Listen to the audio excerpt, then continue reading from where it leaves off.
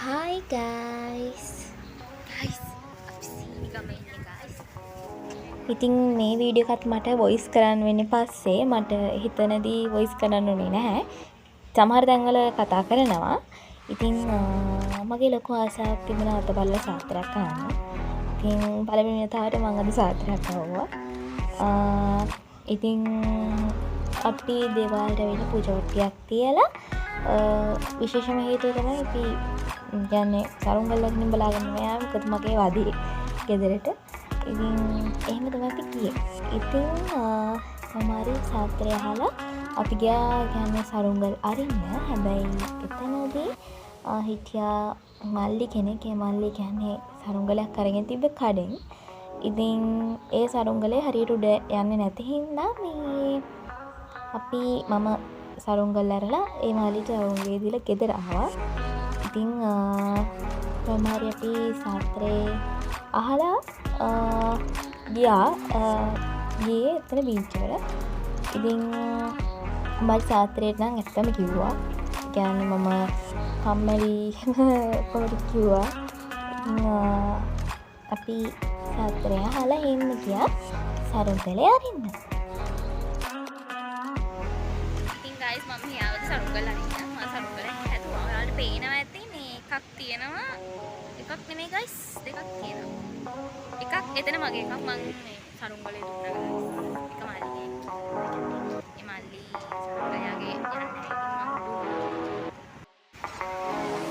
guys ඉතින් අපි ගෙදර යන්න තමයි හදන්නේ සරුංගල ඇරලා.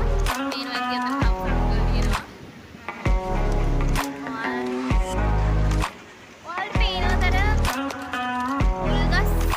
එකක් තියෙනවා ඒක තමයි මගේ එක. දැන් ගෙදර යන්න හදන්නේ.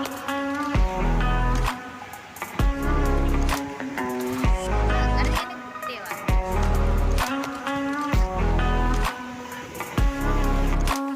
ඉතින් ඔයාලට පේනව නේද අර නිල් පාට ගල් පරවල් තියෙන නිල් පාට යකඩ කෑලි.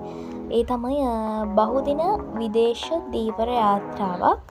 ඉතින් ඒක කැඩිලා කියන්නේ ඇවිල්ලා ගහගෙන ඇවිල්ලා මේ ඕකේ වැදිලා එන සුන්බුන් තමයි ඉතුරු වෙලා තියෙන්නේ. ඉතින් මේ තියෙන්නේ මම සරුංගල් මගේ සරුංගලේ. ඔය තියෙන මම සරුංගලේ අර ඉද්දි. ඉතින් guys සරුංගලේ අරගෙන ගියා විතර එතන හුලම් තියෙනවා. ඉතින් නෝන දුන්න විතරයි සරුංගලේ හුඟක් උඩ ගියා.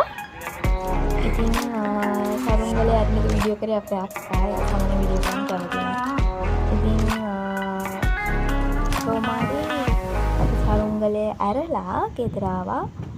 ඉතින් guys අපි ටිකක් වෙලා ඉන්නේ හිටියේ. ඉතින් තාත්තට වැඩක් වැඩිලා ඉතින් පෙන්ට එන්න ආවා. ඉතින් කොහොම හරි ඒ වැඩේ කැන්සල් වුණා අන්තිමේ.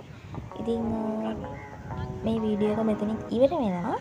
ඉතින් මම සරුංගලේ දීලා එහෙම ගෙදර ආවා.